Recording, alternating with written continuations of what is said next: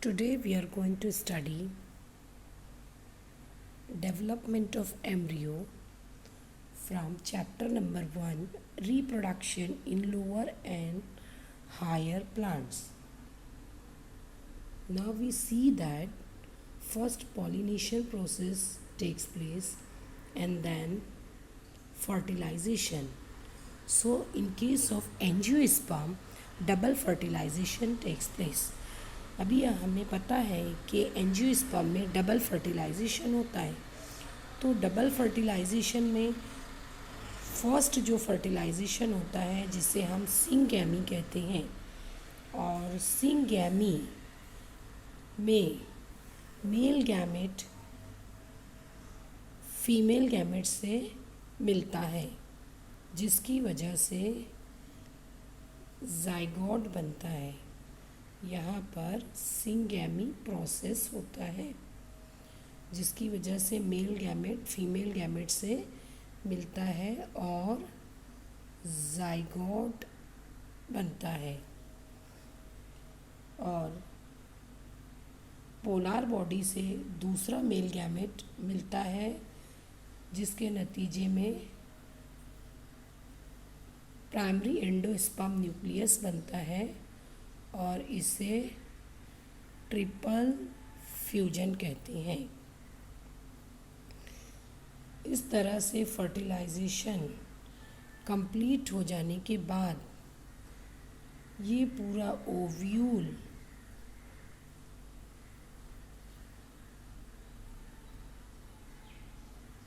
Seed बन जाता है और ये पूरी ओवरी जो है वो फ्रूट बन जाती है।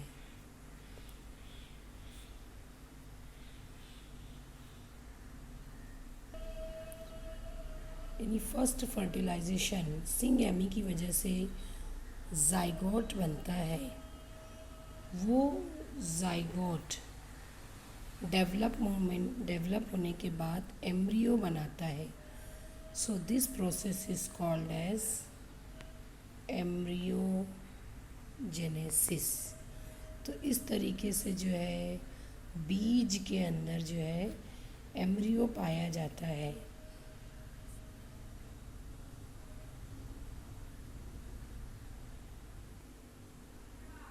और ट्रिपल फ्यूजन के दौरान एंडोस्पर्म बनती है। यहाँ पर हम देखेंगे कि किस तरीके से बीज में जाइगोट से एम्ब्रियो बनने का अमल होता है। Development of the zygote into embryo called as embryogenesis. Embryo is developed at the micropylar end of the embryo sac. यानी ये जो एम्ब्रियो बनेगा कभी भी माइक्रोपाइल की जानिब बनता है एम्ब्रियो सैक की। Growth of the embryo triggers after certain amount of endosperm is formed. यानी पहले जो है जाइगोट बन जाता है, पहले जाइगोट बनेगा, उसके बाद जो है ट्रिप्लॉइड प्राइमरी एंडोस्पर्म न्यूक्लियस बनता है, या हम जिसको कहते हैं प्राइमरी एंडोस्पर्म न्यूक्लियस। तो प्राइमरी एंडोस्पर्म न्यूक्लियस से एंडोस्पर्म बनती है। और एंडोस्पर्म क्या है? It is the nutritive tissue which is consume by the developmental embryo. तो इस तरीके से पहले जो है थोड़ी बहुत एंडोस्पर्म बन जाती है, फिर उस एंडोस्पर्म का इस्तेमाल जो है जाइगोट एम्ब्रियो बनाने के लिए करता है। अब यहाँ पर हम क्या देखते हैं कि ये जाइगोट, अब जाइगोट कैसे बना? डबल फर्टिलाइजेशन के दौरान सिंगैमी प्रोसेस की वजह से जाइगोट बनता है। जाइगोट में डिवीजन होता है, डिवीजन होने की वजह से ये 2 सेल्ड प्रो एम्ब्रियो में तब्दील हो जाता है। तो 1 cell is larger cell which is at micropylar end of the embryo sac, whereas the other one which is a smaller one called as chalazal and की तरफ होता है।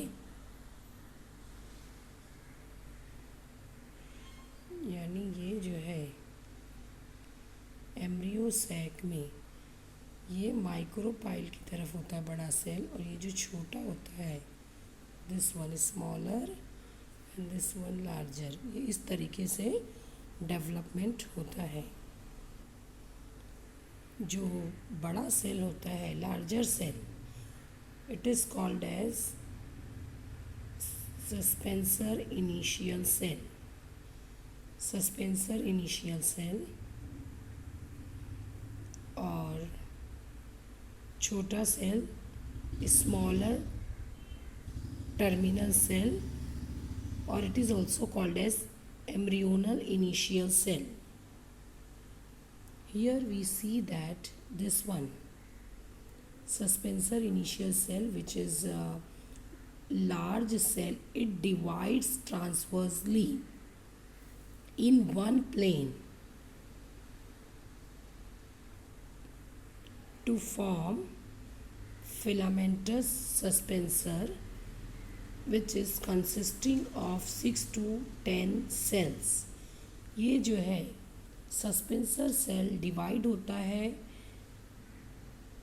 एक ही ख़त में, और जिसकी वजह से जो है 6 से 10 खुलियात बनते हैं, और इसको सस्पेंसर कहते हैं। Here we see that this is the first cell of the suspensor towards the micropylar end, becomes swollen and function as hostorium.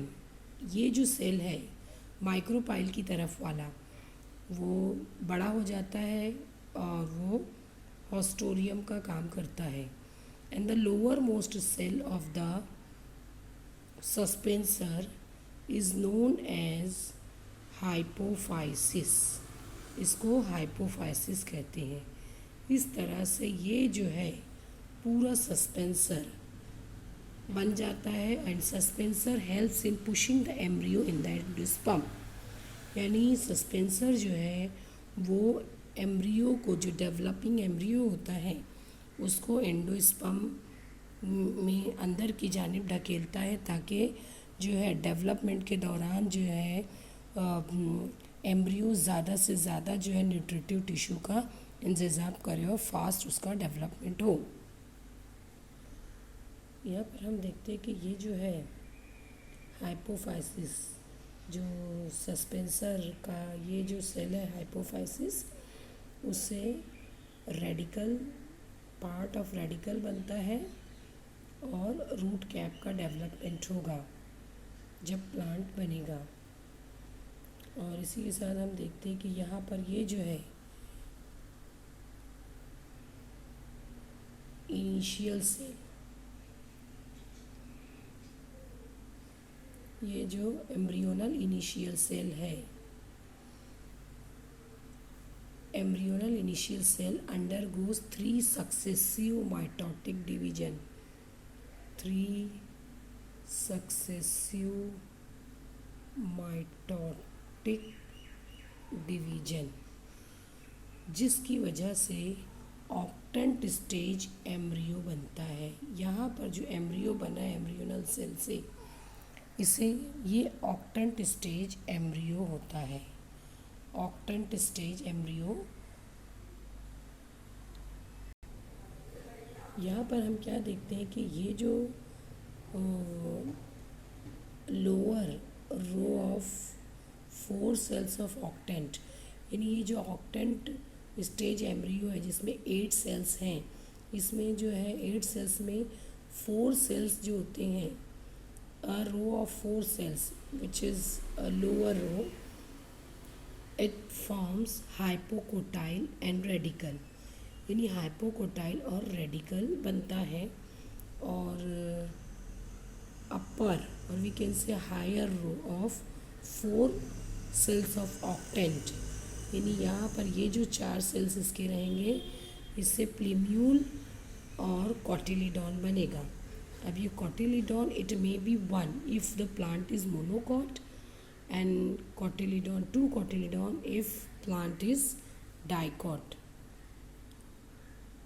So here we see that lower tiers or lower row of four cells divide or multiply, forming radical and hypocotyl, and higher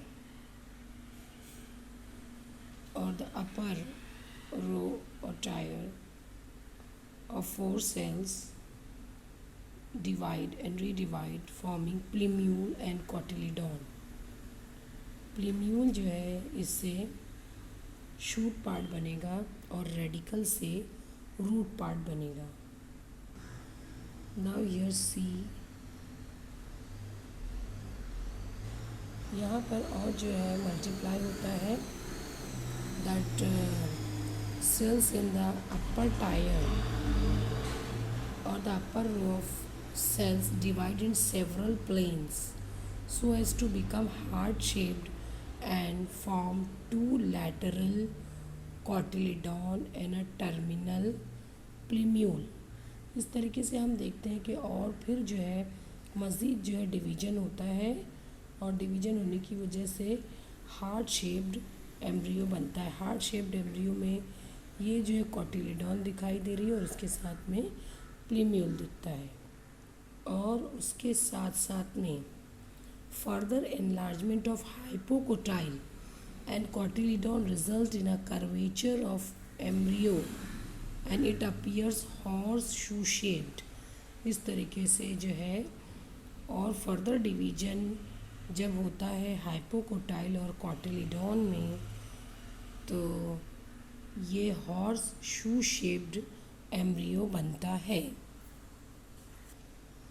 The development of embryo is similar in both dicot and monocot up to the octant stage and the difference appear later. यहाँ पर हम क्या देखते हैं कि जो monocot embryo का development हो या डाइकॉट एम्ब्रियो का डेवलपमेंट, तो यहाँ पर जो है ऑक्टेंट स्टेज तक जो है दोनों सेम रहेगा, लेकिन मोनोकॉट में उसके बाद जो है डिफरेंस आ जाएगा.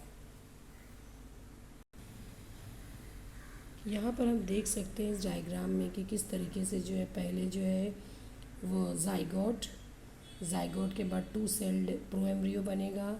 टू सेल्ड प्रो एम्ब्रियो में जो लार्जर सेल रहेगा उससे सस्पेंसर बनेगा और जो एम्ब्रियोनल सेल रहेगा उससे एम्ब्रियो का डेवलपमेंट होगा और धीरे धीरे एम्ब्रियो जो है वो ग्लोबुलर एम्ब्रियो से वो हार्ट शेप्ड हो जाएगा और हार्ट शेप्ड एम्ब्रियो से वो हॉर्स शू शेप्ड एम्ब्रियो बन जाता है और जिसमें उस एम्ब्रियो में कॉटिलेडॉन रहेगा, रेडिकल और प्लीम्यूल होता है और इस तरीके से वो पूरे सीड बन जाता है और इस तरह से ओव्यूल सीड में कन्वर्ट हो जाता है.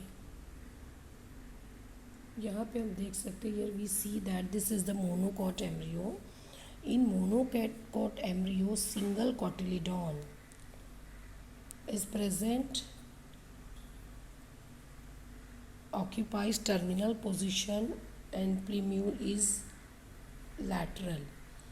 Single shield shaped cotyledon is called as scutellum.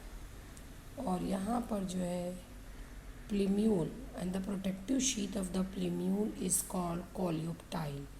यानी प्लीम्यूल की हिफाजत जो है प्रोटेक्टिव शीट जो है कोलियोप्टाइल करती है.